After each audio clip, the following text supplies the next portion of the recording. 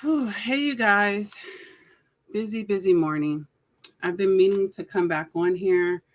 The other day, I did a live chat on this topic, and when I went back and listened to the replay, the clarity of the audio wasn't that great because I had a bunch of papers. My talking notes were partially covering the microphone. So, real quick, I'm just going to go on my own live on my cell phone just to hear my voice real quick. And also, you guys are just way too nice to me. Like, if something like that is happening and you're listening to my audio and it's not the best or what you're used to hearing on this channel, you have to let me know. Because I probably could have caught it early on in the audio too if I had known. But I'm going to just, oops. All right.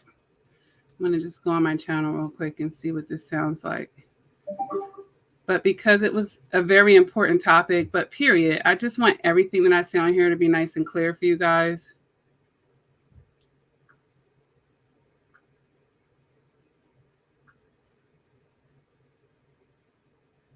And I say on here to be nice and clear for you guys. Okay, it's good. I can get out of here now. All right, so this is an important topic, and I'm going to be nice and clear for you guys.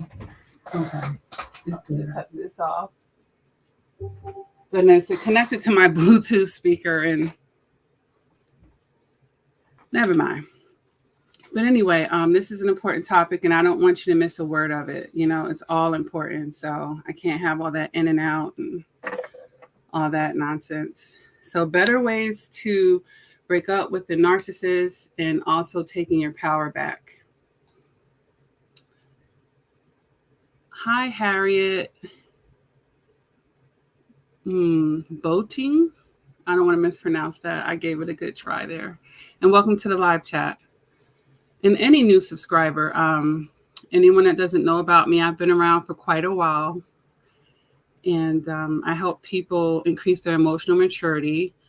I definitely specialize in narcissistic abuse. So, I've helped a lot of people heal through that and many other things, just reconciling themselves or healing their own inner childhood wounds and helping people connect the dots and have perspectives that may not be clear to them when they're close up on the situation.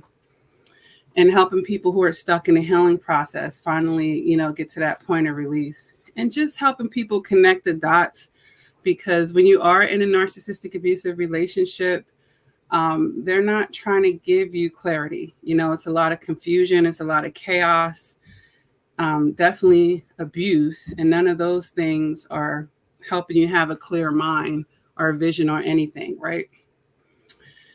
So the reason why I really wanted to make this video is because I'm really sick of it, honestly. And I know it's not necessarily going to stop you guys. But the more people that can increase their emotional maturity and have a different perspective on approaching breaking up with a narcissist and taking their power back, the less victims, so to speak, or at least the ones that are being unalived or severely harmed.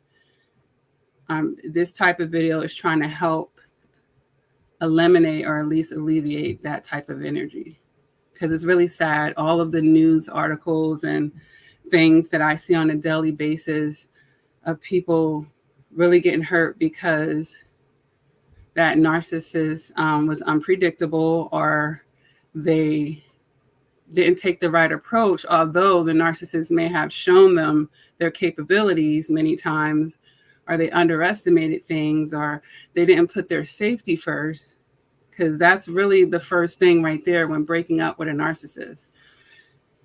It's going to be a safety first type of thing, first and foremost. It's not, you can't treat it like a normal breakup. So psychologically, you just got to have the right mind frame, and always keep in mind throughout the process who you're actually dealing with here. This isn't a normal breakup. With people who aren't like narcissistic and where it wasn't abusive and toxic in that manner, or they didn't put their safety first, because that's really the first thing right there when breaking up with a narcissist. It's going to be a safety first type of thing, first and foremost. It's not, you can't treat it like a normal breakup. So psychologically, you just got to have the right mind frame, and always keep in mind throughout the process who you're actually dealing with here. This isn't a normal breakup. With people who aren't like narcissistic and where it wasn't abusive and toxic in that manner, Maybe it just wasn't a right fit. Sometimes people can even remain friends, but you can't do that either. So, and better ways of breaking up with a narcissist, yes, you're going to mind your safety. B, you're going to realize this isn't a normal breakup. And C, you're definitely not going to keep a foot in the door. Meaning, I'm not going to go in a romantic type of situation, because we could break up with narcissists on all types of level. I'm breaking up with them like, you're no longer my friend. That's still a sort of breakup. It's just not a romantic kind. But, most people, the romantic one is the one that the masses of people are, that's usually even the catalyst to them learning about narcissistic abuse. But yeah, you can't keep a foot in. Hold on a minute, you guys.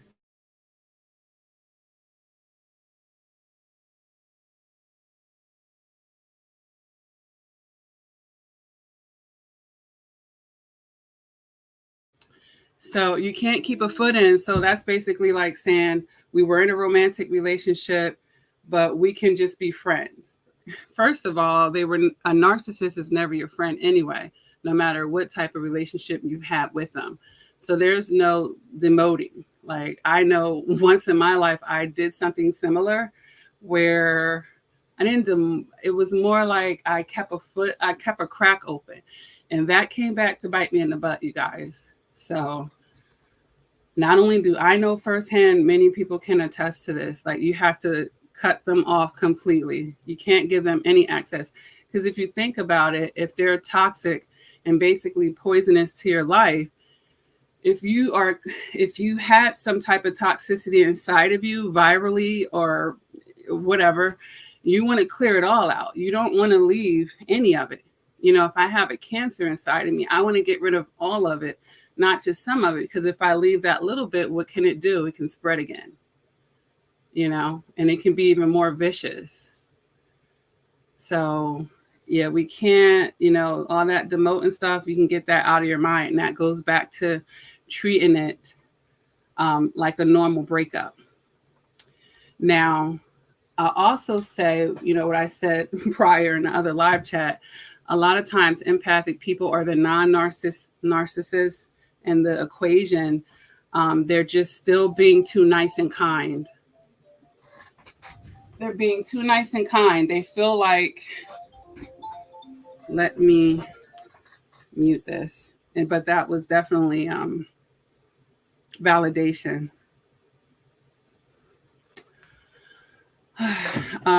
They're being too nice and kind as far as feeling like they need to announce, and not move in silence.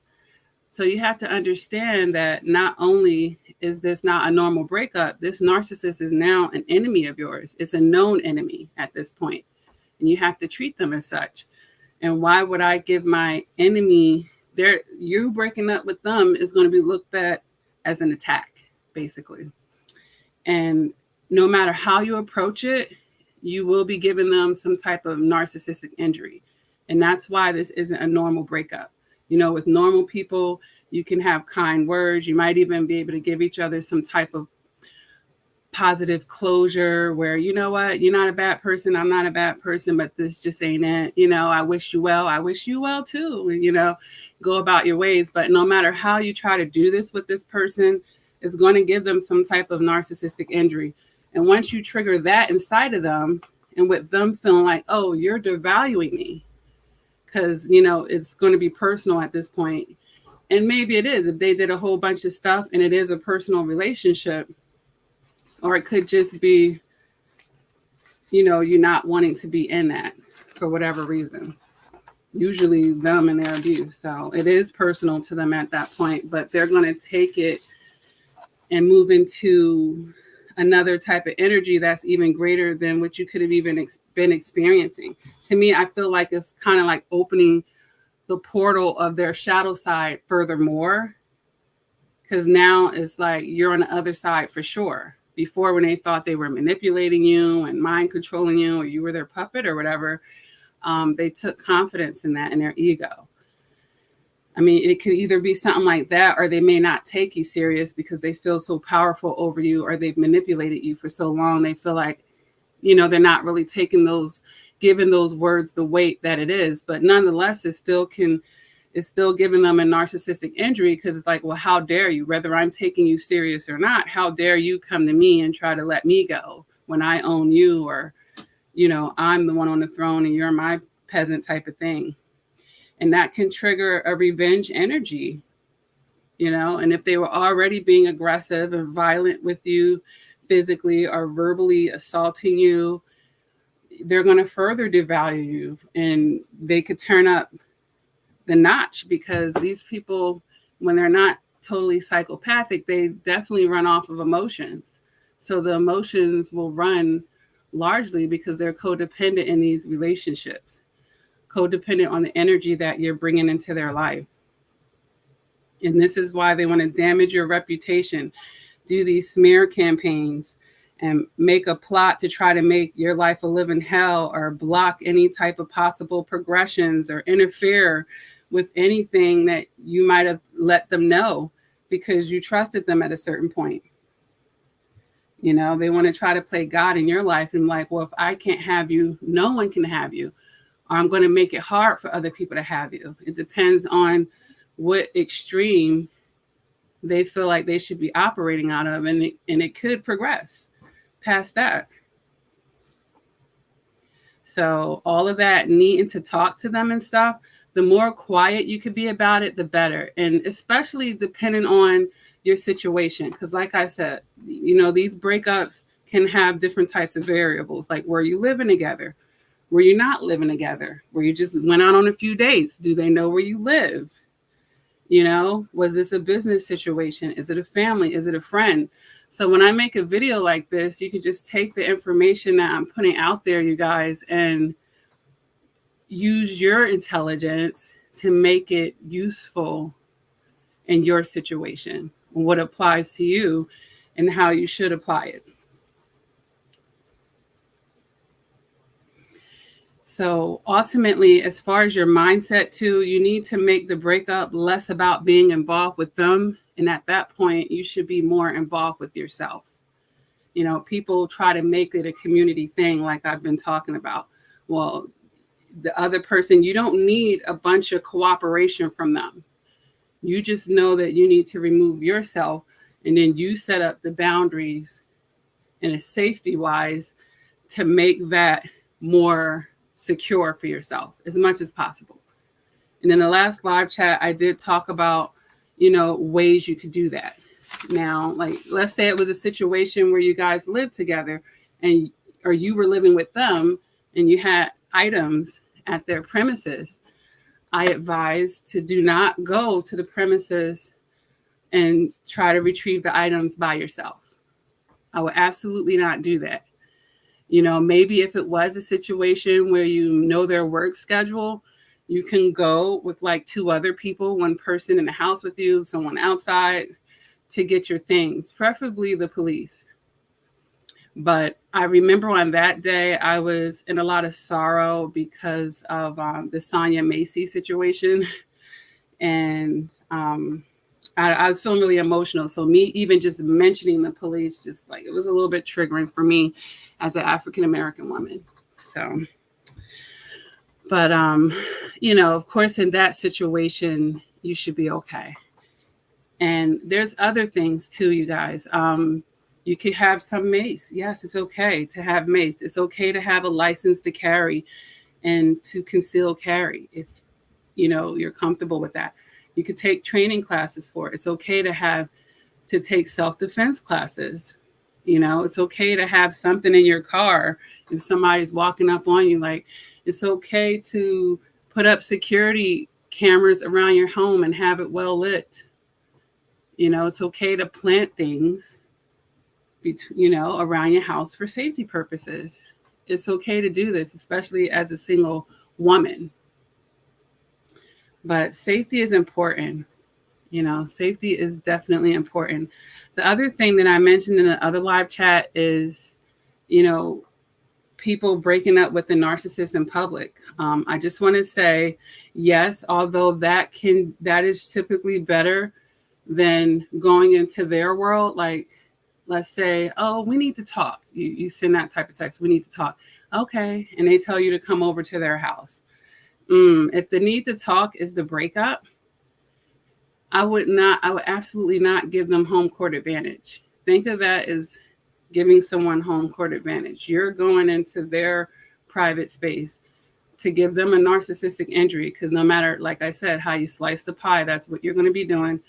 And then if this person was already abusive, or you, even if they haven't necessarily abused you yet, but maybe you did a background check, or maybe you figured out some stuff, or maybe you just know this person is bad news for you and you're trying to jump ship before they can even get to that, there's no way on earth that I would go into their private space and where they could do anything and be capable. You don't know how they're going to react. We can't premeditate that.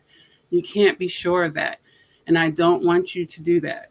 You know, people have gotten killed breaking up with a narcissist in public. Like, I'll never forget it. It was like a year ago, a woman who had 5 or 6 kids with this extremely toxic sociopathic narcissist. She was trying to get away from him, but she had been through a lot of cycles of abuse with him at that point. And he literally stabbed her in the head in front of her children in the car, you guys. And she was completely defenseless about that.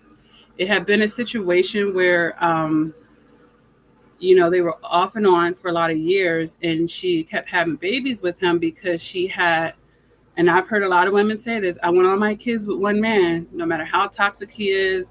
They think it makes them look more purified or make them seem less hoish, if you will, and less judged, but it ended up costing her life. He literally stabbed her in the head in front of her children in a car in public. So when, that's another thing I'll bring up, especially with these long-term relationships. They may feel like they have nothing to lose. And a person with nothing to lose is very scary. Is very scary. They're not, this person could be deranged and enraged at this point. And anything could jump into them. They're already demonic as it is, but that demon could really show out because that person's willpower is just completely given over to the dark energy. And that's the other thing that I'll say. It is a dark energy, and we want to leave as quietly as possible as far as the interaction with them. And that's why we have no contact. That's why we have gray rocking. That's why you'll hear the phrase say less. It's important, you guys, because it could cost you your life. I have a teenager son. He's 14. He could be a little mouthy, not as far as like disrespectful, but I've just noticed his interactions, even with me and people in the house, of knowing when to talk and when to be quiet. And I told him it is a beautiful gift when you know when to shut your mouth, and you can't base it off of your emotions. When you break up with someone, you want to curse them out. You want to shove something in their face. You want to try to get them to see the light, which is something else I'm going to obviously tell you guys not to do. The breakup is not a point of you trying to have them have a come to Jesus moment, because they're not. They've already decided their path.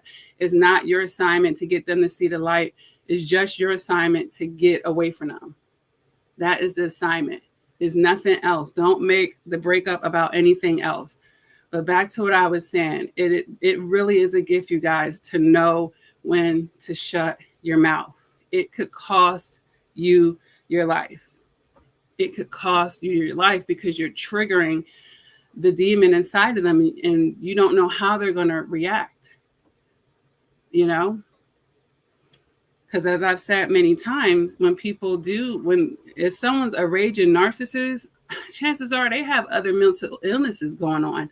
And because these people live in Delulu land, they're not acknowledging it. So all of this stuff is going untreated. How are they going to be making rational decisions? How are they going to be mature and emotionally mature? They can only pretend to be that. So say less. You don't need to, you've said enough in the relationship, all the times or whatever you did, the cycle of abuse, all the conversations you broke down and said to them to let them know when something was bothering you to begin with, all the times you express that, because you know you did. What else is there left to say? There's no conversation. It's just protecting yourself and distancing yourself. And that's the other thing that I talked about in the other live chat, is all like coming back to me. As far as what you're valuing at the end of the relationship, value your life and value your safety above anything else.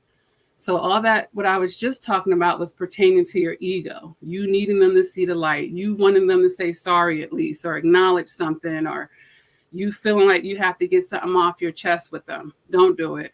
Don't do it. If anything, they will bait you for negative supply. And that's basically when they're able to get you to argue or come into a conflict with them in a situation that can go from 0 to 100 again. And we're trying to counter that or guard ourselves with that in this process.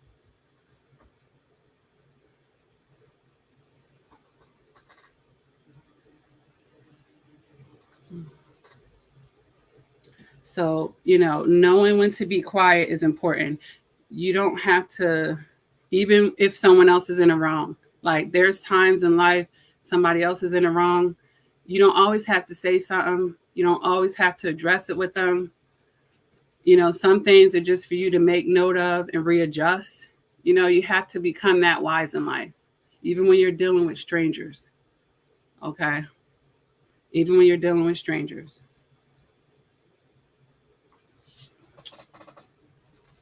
Premeditate anything that you can if you've been in a long-term relationship with them. And that's the safety planning, if applicable. And some things are just on the spot as well. You never know. If a stranger just try to do something to you out of the blue.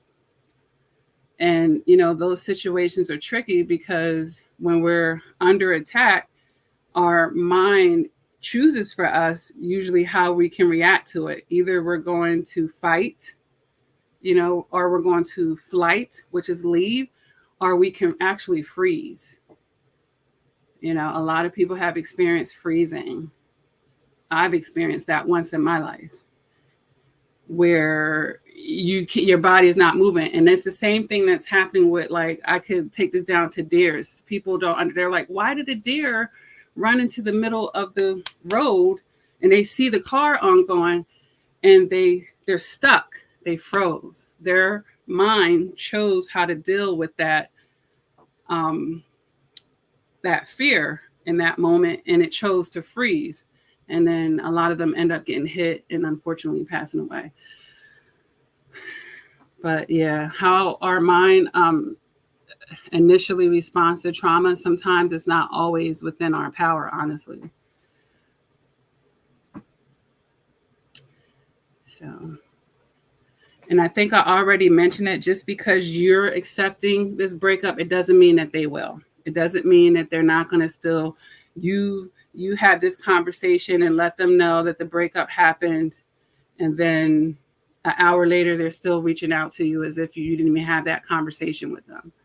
Are they still trying to just move on as status quo and act like, you didn't even just tell them what you told them? So, and you're going to be the bad guy. You're definitely going to be the bad guy no matter what. And that's why I said you're always giving them that narcissistic injury at that point. But if you set clear boundaries and, mean what you say and say what you mean, and maybe you might not have been that good at that during the relationship, but you need to be good at it at the ending part. We want to make sure that we're responding versus reacting. And that just means simply that I'm using my logic versus my emotions. Or if you want to lean on your emotions, you can lean on the emotions of being pissed off, not towards raging towards them, but leaving out of that situation. Like, this made me really unhappy. If you want to use your emotions to fuel you in any directions. But once you're reacting, you're basically going to be feeding into their tactics. You're taking things personally, because at that point, they're like, well, fine. This person is breaking up with me dang, I'm not going to be able to abuse. How much longer can I abuse them? What can I do to still get at them? Then that's when, you go have that conversation. Anything they know, the longer they've been with you, the more data they probably got on this. What can I do to really hurt them on the way out the door? And since they came to me with this conversation, what can I say to them? And then that's when they'll say things like, that's why I never loved you anyway. That's why this and that. That's why nobody else ain't going to take you. Or, whatever they want to try to do to try to break you or crack you or further beat you down for if it's the one last time. And that's another incentive to not try to have that conversation with them. Not because not because you'll be in a state where you believe it, which some people could actually, because I've talked to people who've been very hurt by those last words or the last argument and the stuff. And they actually believed it a little bit just because they're at that point of breaking up, especially after a bunch of cycles of abuse. You may not be the most confident person. Your self-esteem may not be completely intact, even if you got to get away from it. You may have a road of recovery from, all of that abuse. And that's realistic. And that's why you have to do what you know rather than what you feel at that point.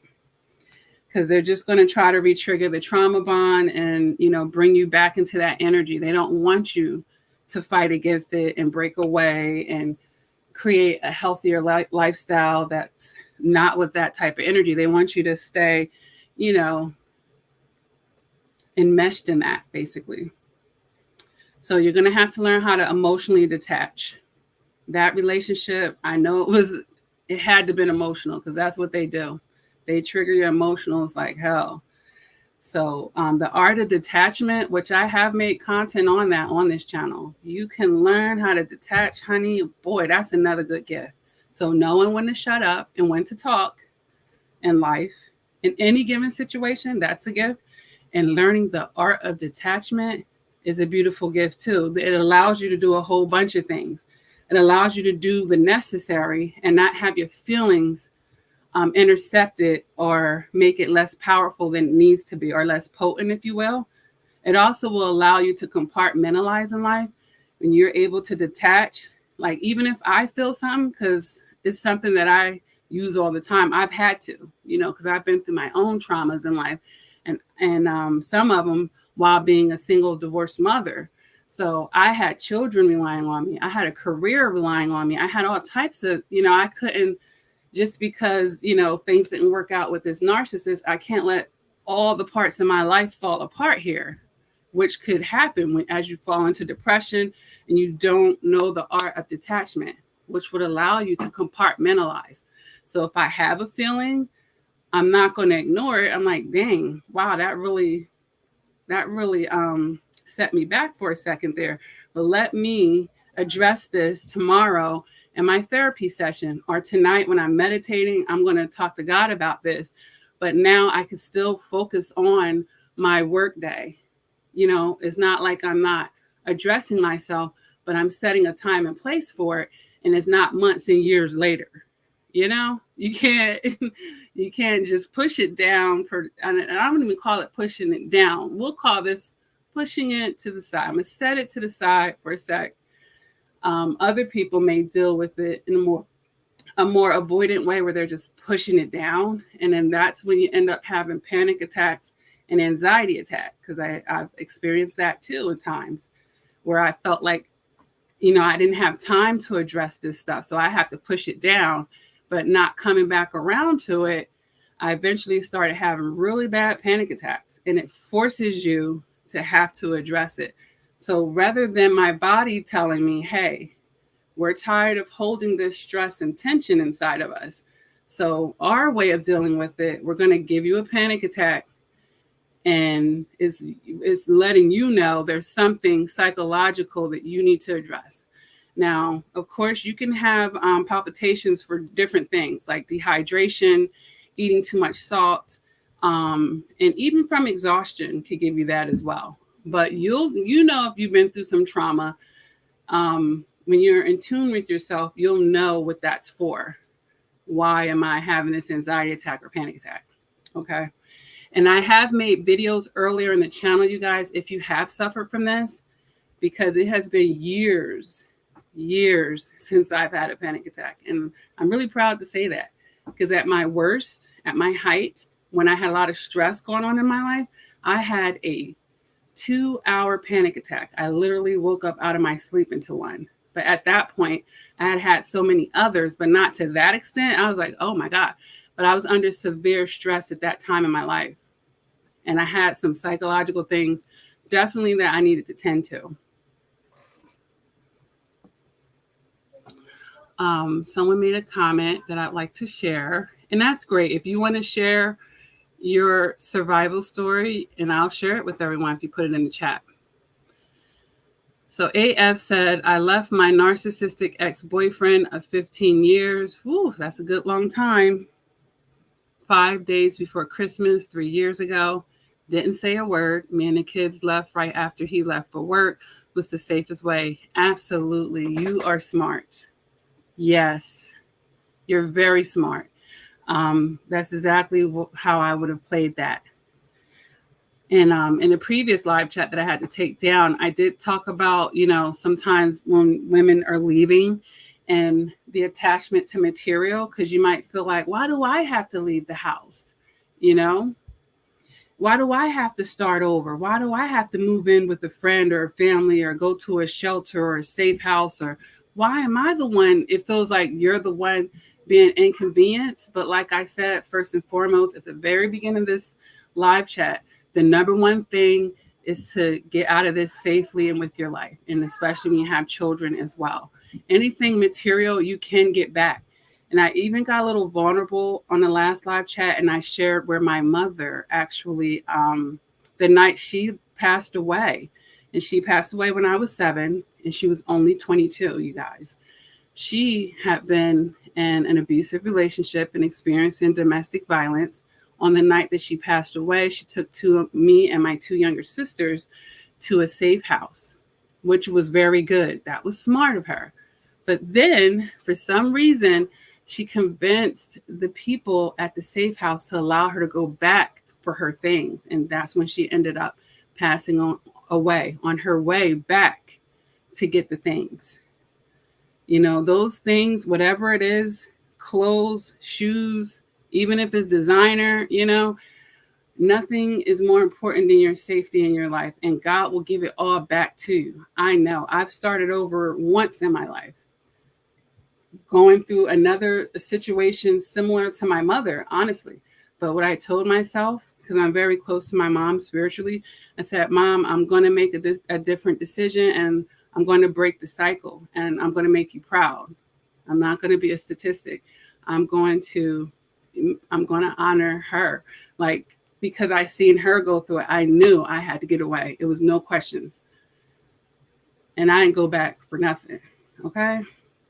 So sometimes just that one little split second decision, you guys, it could be very detrimental.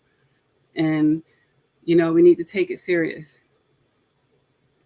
So let go of the material stuff. I also talked about where you're going next. Be mindful about that, because if they know, I think I used Tina Turner in that situation.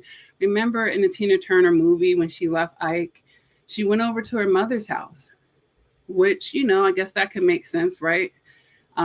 You could tell in a movie that Tina didn't really hang around a bunch of people outside of the band anyway. So it's not like she had this huge support system.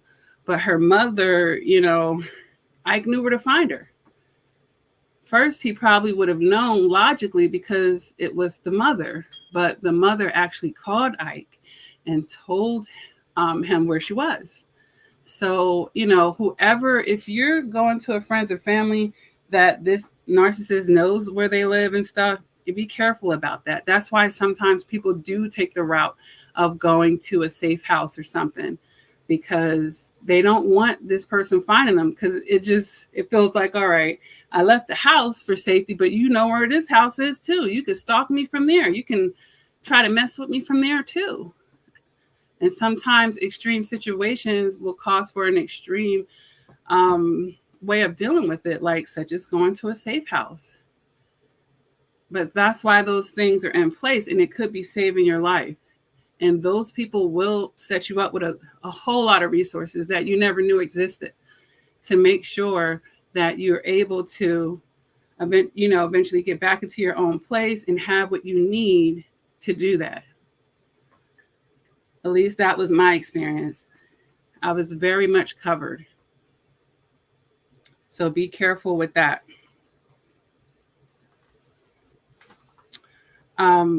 I would also, and I've been saying this in a lot of lives, make sure that other people know about the abuse as well. Like, it's not this secret between you and this person. And this is particularly for the married folk and the people who've had long-standing relationships. You guys, sometimes they're just really private, and those type of relationships do require levels of secrecy. But once abuse enters the picture, you guys, that goes out the window. All right.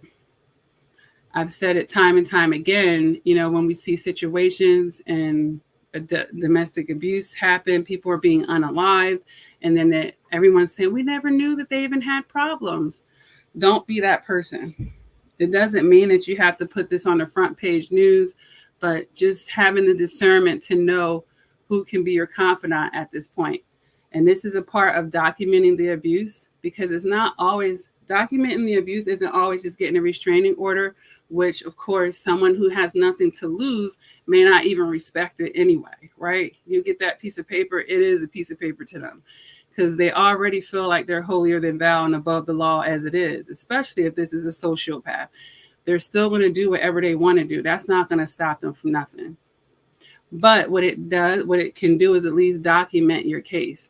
So even if you went to do it knowing that they may not respect it, but it's giving you the opportunity to document your abuse, if you want to go about it that way, you can, and you're creating a paper trail, whether it's legally, whether it's psychologically in your counseling sessions, or whether it's with a confidant, friend, and family, or all three. It's not an either or, but you want to document it somehow. And like I said, I'm not telling everyone that they have to get a restraining order. But being armed with knowing, having an idea about the post-breakup mind games, being able to lean on your support system, and to rest assured, meaning being confident that you have nothing to prove.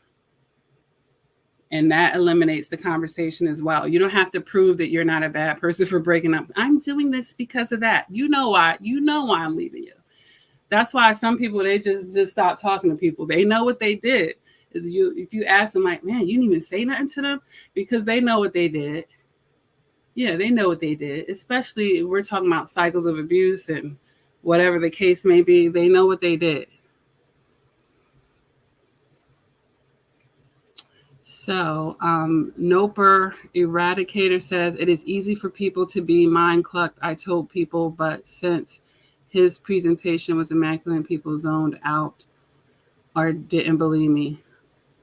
Oh, yeah, right. Because that's the thing about narcissists. They tend to be charming people when they want to be. They know how to turn that switch on, and they're pretty good at making first impressions. Lasting impressions, not so much, but first impressions, yeah.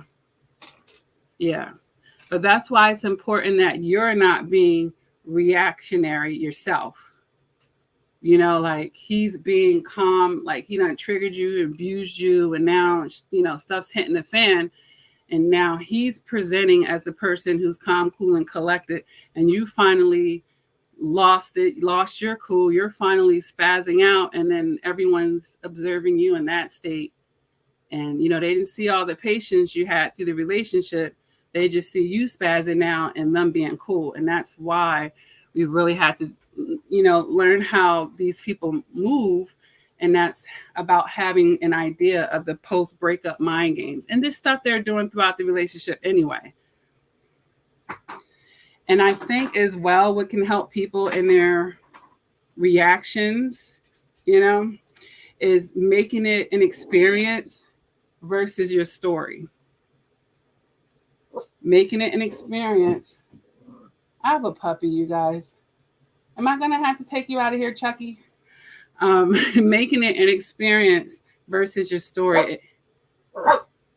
Come here, Chucky. Come on, Chuck. No, he doesn't want to leave. He just ran under my bed. All right, but yeah, if it's an experience, you could take a lesson, and then that can help avoid you obsessing over things too much. Because I've met survivors who have just been stuck on in the grieving process because they're having a hard time getting to the level of acceptance.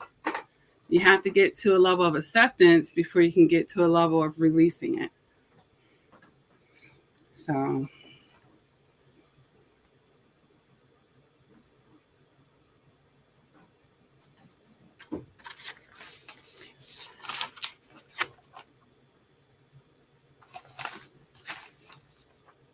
I'm just looking through my talking points.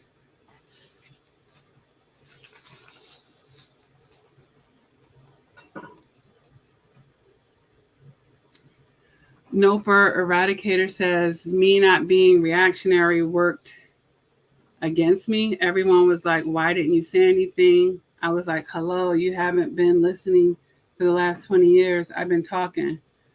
Right. Well, you already told them for 20 years.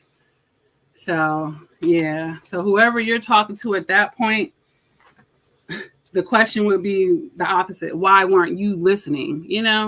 So I'm not sure who you were talking to, but they don't sound like they're that emotionally mature themselves.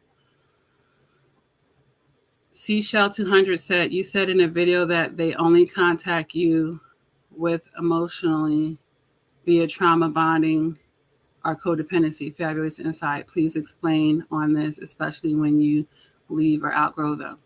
All right, let me see. You said in a video that they only connect with you emotionally via trauma bonding or codependency. Yep, I did say that.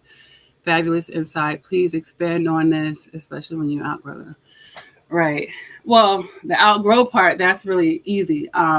Once you're not in a codependent energy yourself, like are connected with them through trauma bonding or trauma bond, the connection is not going to flow the way that they would want, because those two things are out of it. But yeah, when I said that they can only connect with you emotionally via trauma bonding or codependency, it means that you have to be in an energy to where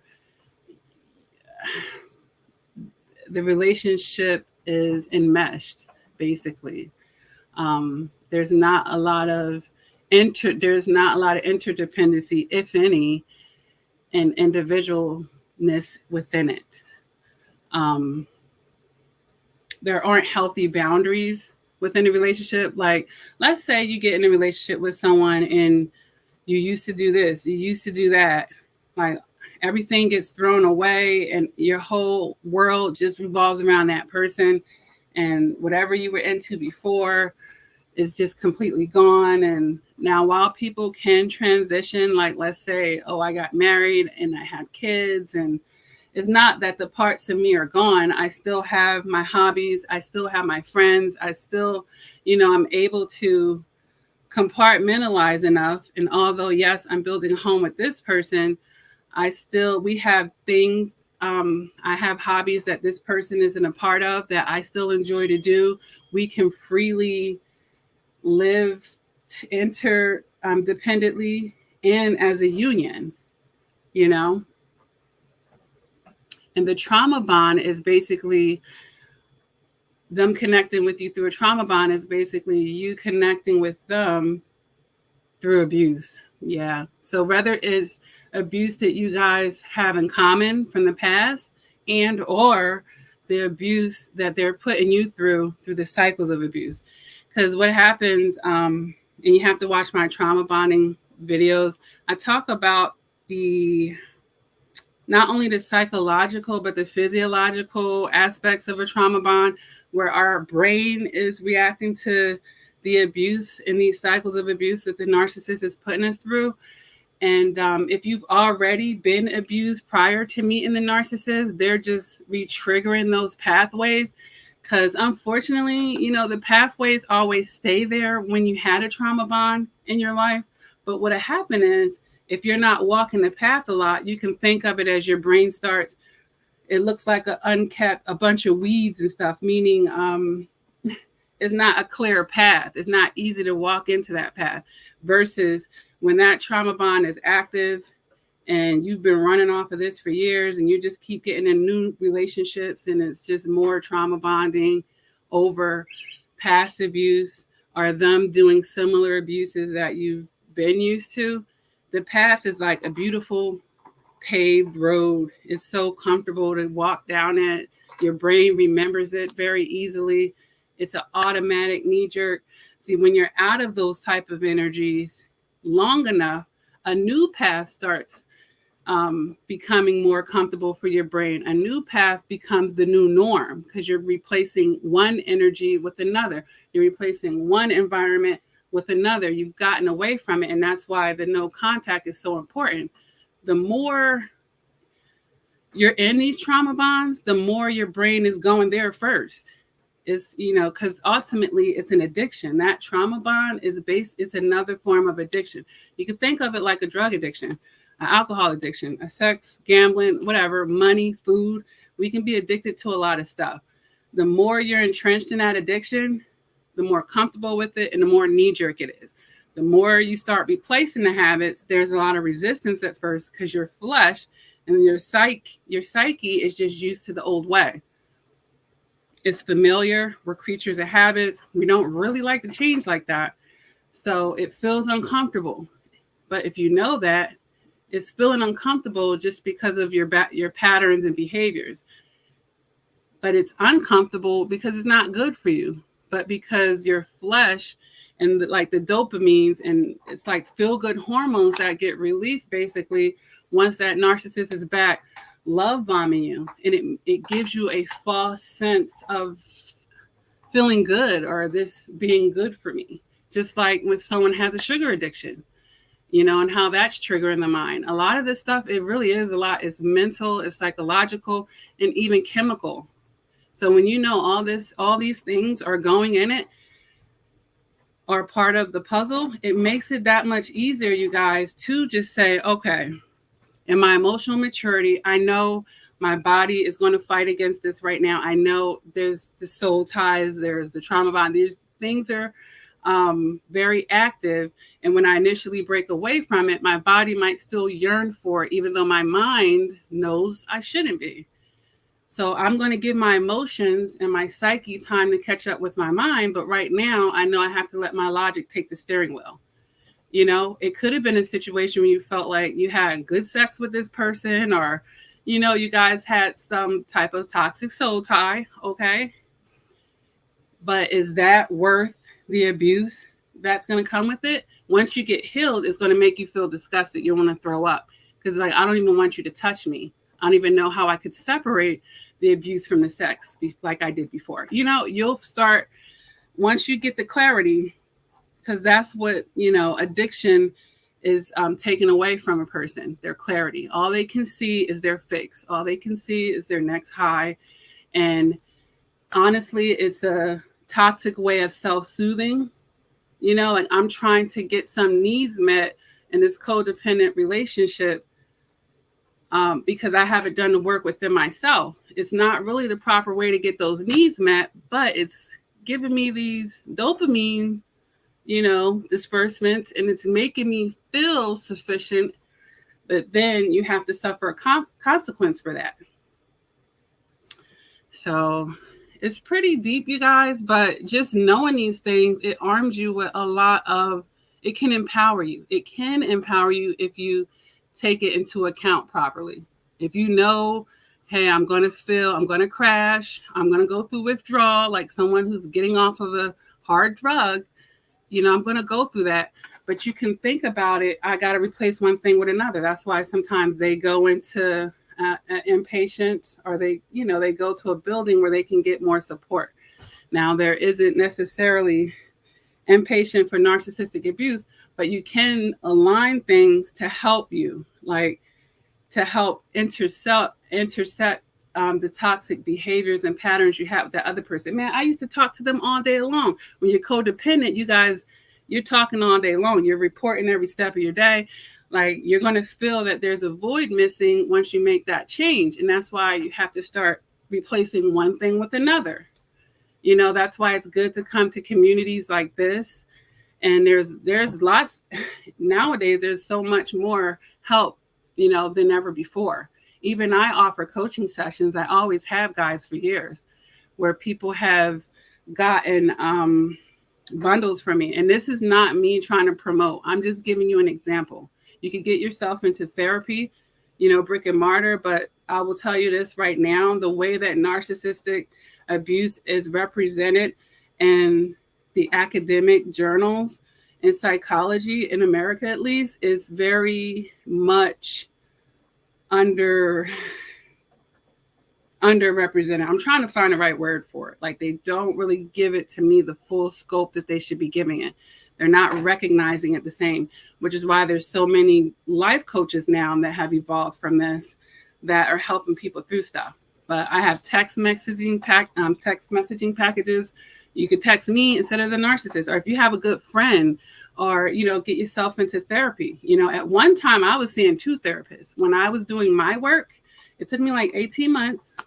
You know, I had some PTSD and some stuff to heal from. I was rotating 2 therapists. Then I was getting closer to God as well. You know, I had to get back into praying and meditating more and being closer to God's voice, so I could, you know, be most in tune with that than anything. So there's definitely things that you could start doing. And you can release the dopamines another way. When you exercise, you're definitely releasing dopamines, you know?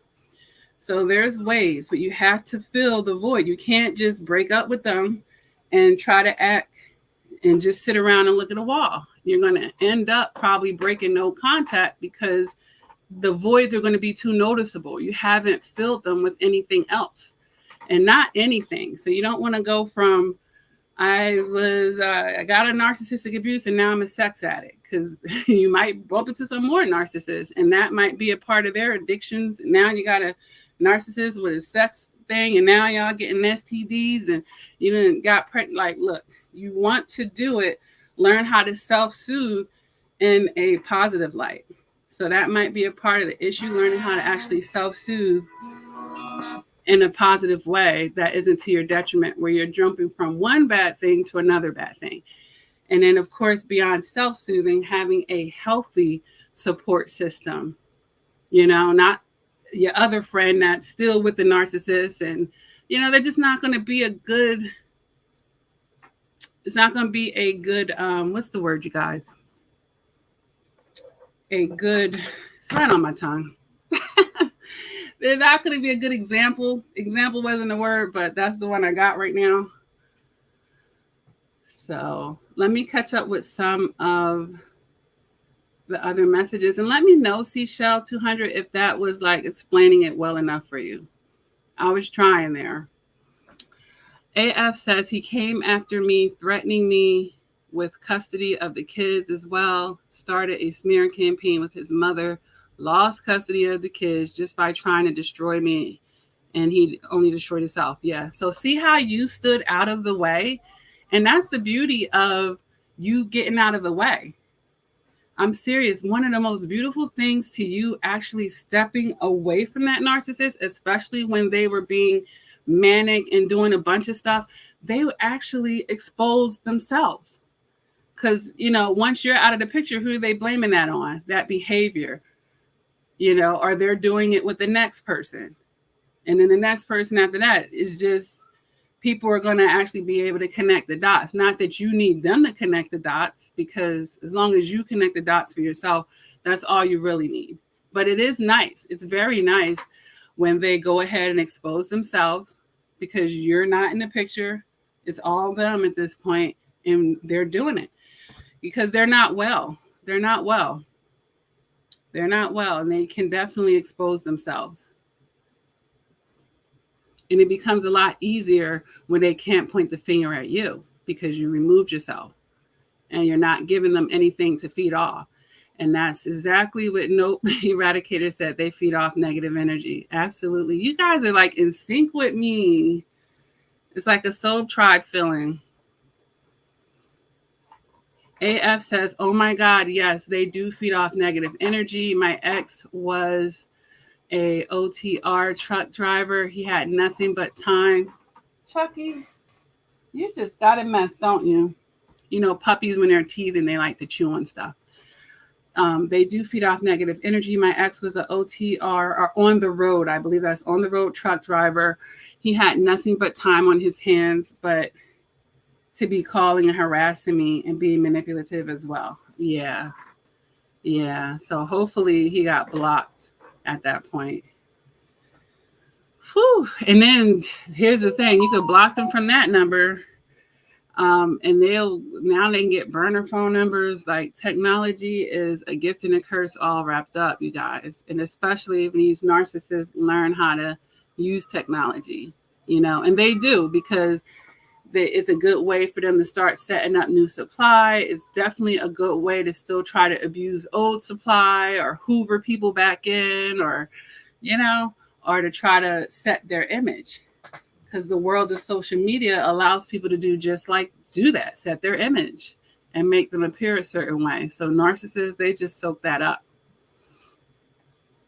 Hey, my Miracle 79, and you were in the original live chat, and I had to take it down. And that's what I'm going to reiterate this real quick. You guys have to let me know when the audio is not right. Don't be so nice to me. Be like, I think this could be better. Do you know what's going on, girl? Like, let me know. Because I was like, oh no, this is just not going to fly. Because I could hear the pages coming on and off. I'm like, this has to be annoying to the people listening. I'm like, I'm so sorry. You know, I want to give you guys a better quality. You know, I have higher expectations.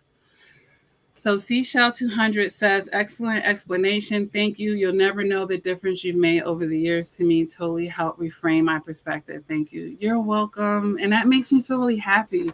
I do think, you know, this is one of the ways that God uses me, you know. And I mentioned, I'm just throwing this birdie out there, and it's still in the works, but I'm many chapters into it, you guys.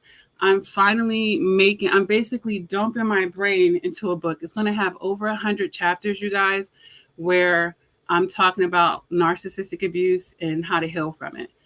And it's going to be definitely a part of my legacy. I'm so excited, you guys.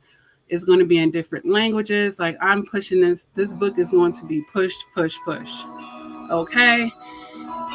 And I'm very excited about it. I'll let you guys know once it's done. You guys will know first. But I'm very excited about it. I've been working very hard on it. Like, over the time that I wasn't on the channel that much, I was working on it. And I'm still working on it now. So I'm really excited about that. Anything that I could think of, I'm putting it in there. Everything that we're talking about now, all this stuff, all my talking points, like, I always have them written down anyway, but yeah. The other thing, you guys, as far as taking your power back, wait a minute. I mean, we've been talking about that, of course, but, you know, definitely work to cut ties with this person. And of course, you know, first and foremost, physically, but spiritually, emotionally, and mentally. You know how many times I've had to talk to people and they would tell me the abusive thoughts that are running across their mind because maybe the narcissist has said something to them so many times.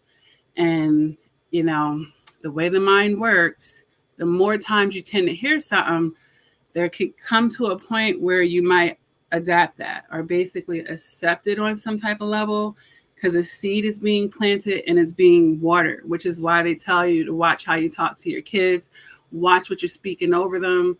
Like, you know, a mother that's keep calling her kids stupid all the time. That kid is going to eventually claim it. You know, first of all, their minds aren't fully developed until they're like 21. So they don't even have the emotional maturity to know how to fight against that.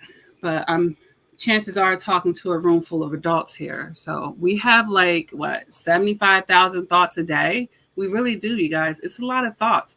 And when you've been abused, and particularly verbally abused, you have to know. And it goes for everybody, period. But the thoughts are even more darker at this point when you've been verbally abused. All the thoughts aren't yours. Just because you think something, you don't have to hold on to it. You don't have to claim it. You don't have to give it strength or power. None of that. You can literally rebuke it.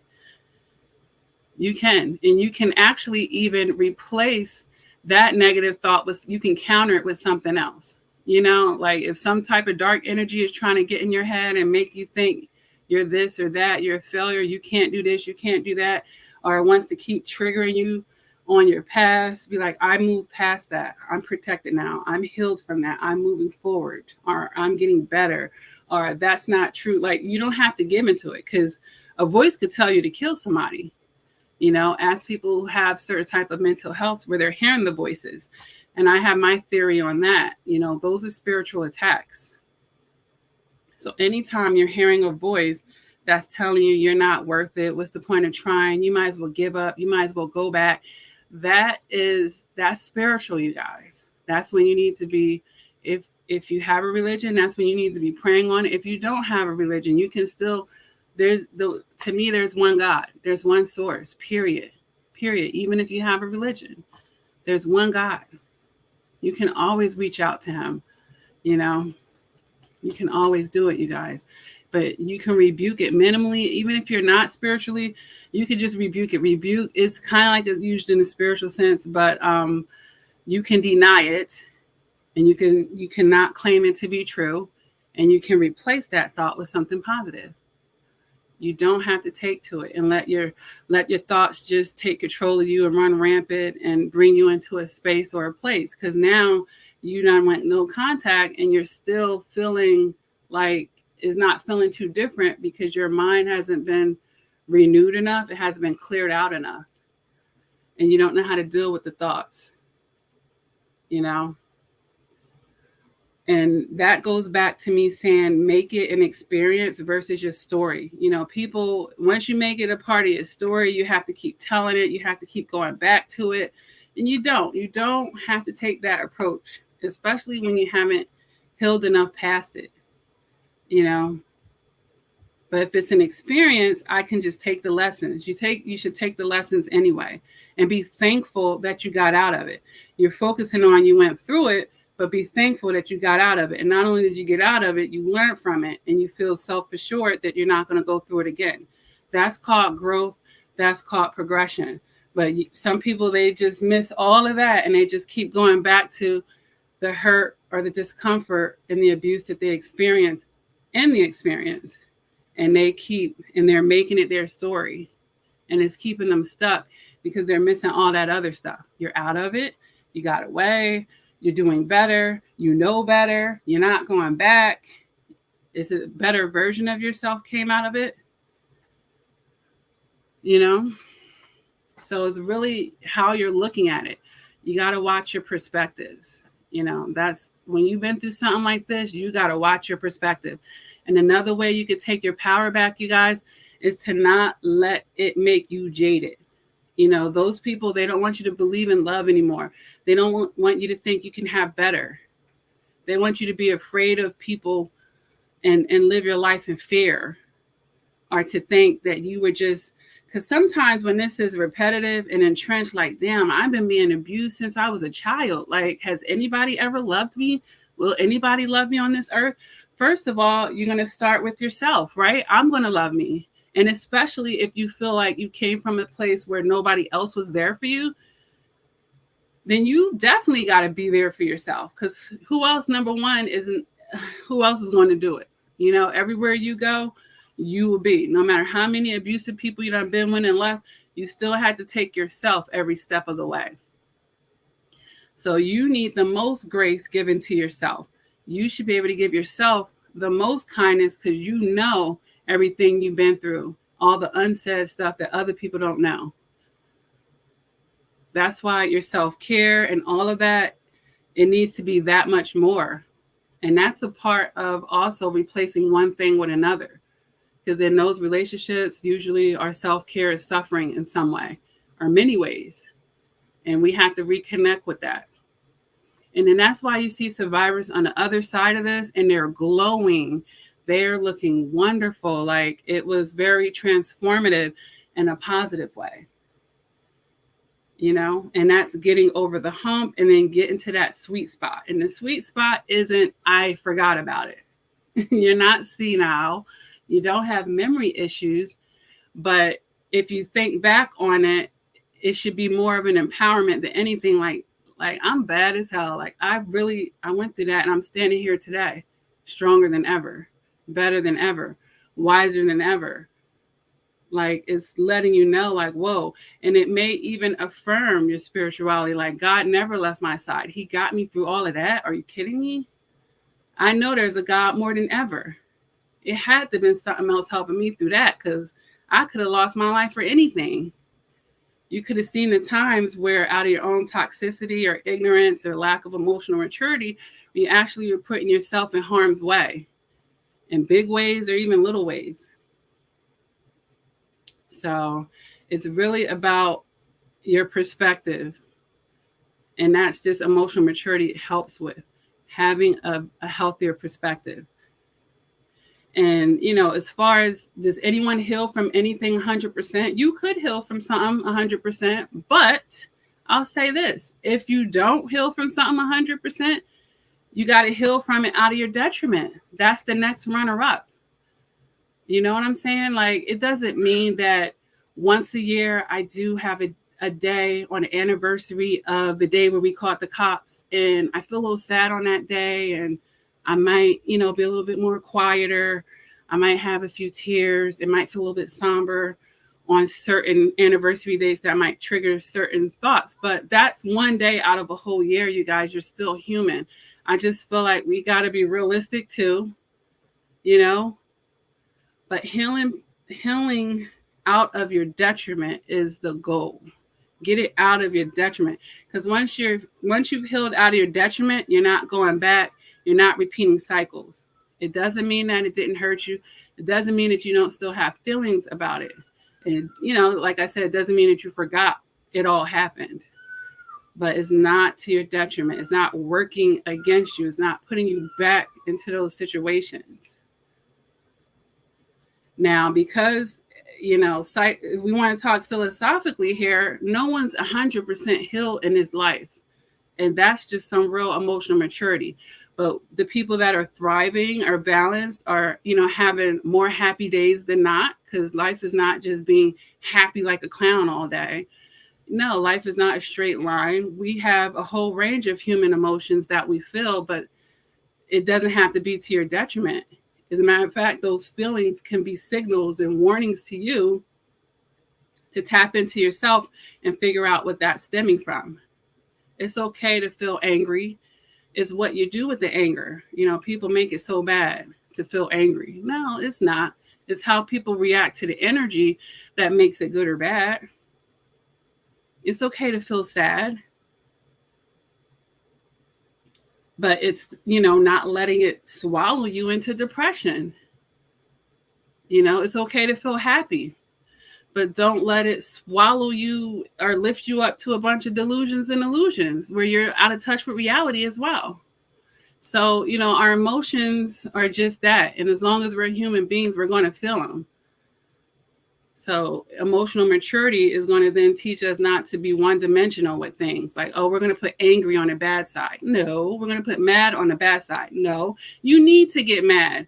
If someone's abusing you and you don't get mad about it, then I'm going to question something about your self-worth and your self-care. You're going to feel something about that. You need to. And then let that energy push you away from what's causing it. Yeah.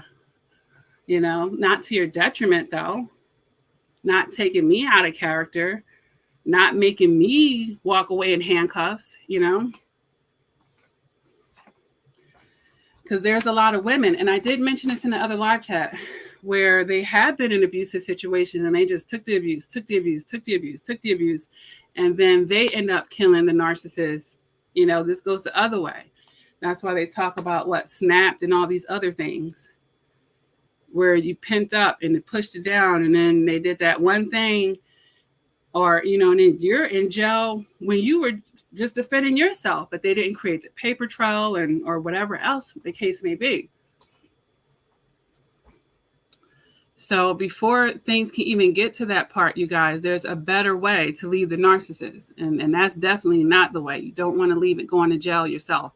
And now you're serving time for their abuse, basically.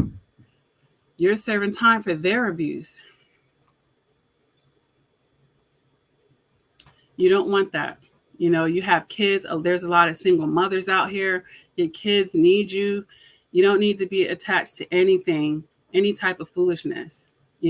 Choose to sit at your own table than to have to be codependent just to have somebody around. Like once you heal enough, I'm still on the live chat. Hold on, you guys.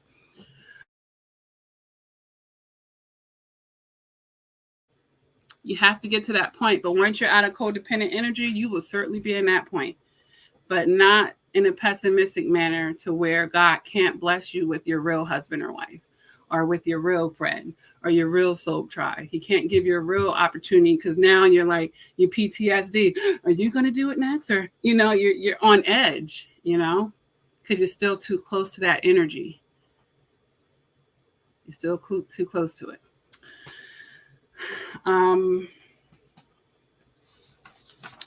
I have to be off of here within the next 10 minutes, you guys, because I have an appointment next. But if it's anything that you guys, I always open it up at the end of the live chat. If you would like to make a comment, if you want to ask me a question, it's great for people that can't afford sessions with me. If you're not too bashful, you can also go on my email, coachlakia@gmail.com if you are bashful. My website is lakiacrawford.com. It's all on the YouTube page.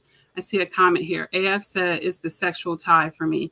So hard to break, fighting every day to overcome this toxicity. I do have a video, AF, on how to break the soul tie, but that's going to just take time. It's going to take time. It's going to take time for that.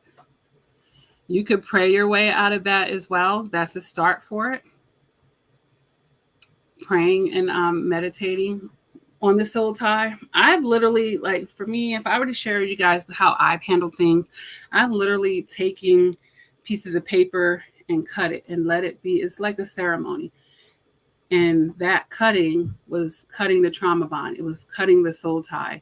It was me saying this person is no longer connected to me sexually.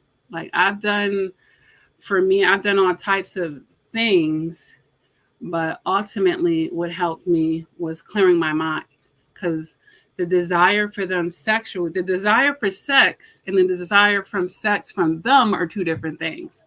So let's differentiate that, AF. The desire for sex, we're human beings. We do desire it. It's set up that way. I don't know if you're a man or a woman, but you're a woman because that's a woman emoji.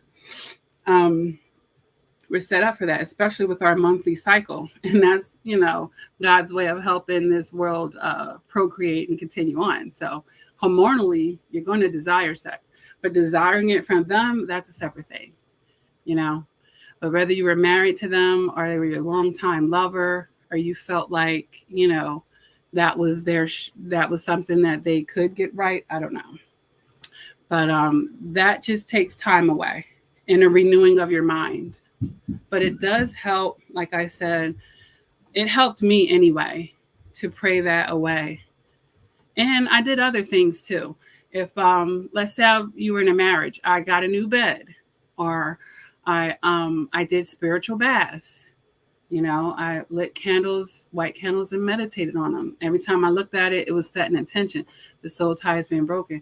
But renewing my mind was first and foremost, I did, I didn't have to do so much work on the soul ties, honestly, because I got disgusted with the person and that took away the sexual part, you know?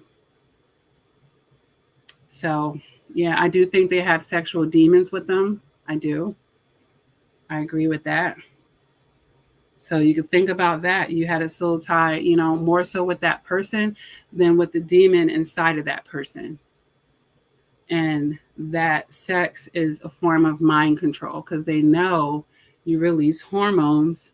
It's particularly women and men. Men will do it too, but women more greatly release those bonding hormones every time you have sex. So it makes you feel, it gives you the illusion of being more connected. And you are spiritually connecting with that person, even if they're bad for you. So, yep. So don't expect, breaking the soul tie doesn't mean you don't have sexual urges, but I'm assuming the sexual urges are still with that person, you know. But renewing of the mind, prayer and meditation, spiritual cleanses, and time helps with that. Time. And when I say renewing of the mind, getting yourself educated on the soul ties and the toxicity of them, there's a lot of information out there on that. And like I said, I do have content for that.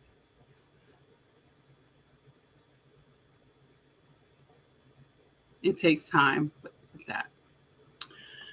Seashell 200 says, it's a fine walk, being aware of these dynamics and not letting it affect you. Sometimes I wish I didn't know. Yeah. Yeah, but ignorance is, they say ignorance is bliss, but it's actually not. It's not. It just starts out feeling that way. And then the reality hits you.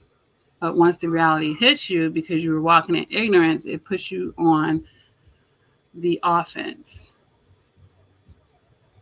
Wait, am I saying right now? Offense or defense?